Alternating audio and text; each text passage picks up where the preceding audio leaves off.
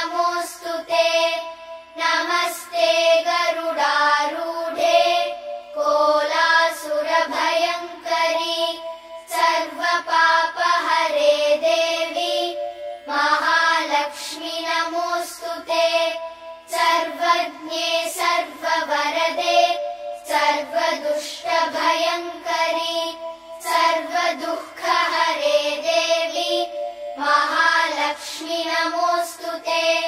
सिद्धिबुद्धिप्रदे देवी भुक्तिमुक्तिप्रदायिनी मन्त्रमूर्ते सदा देवी महालक्ष्मी नमोऽस्तुते।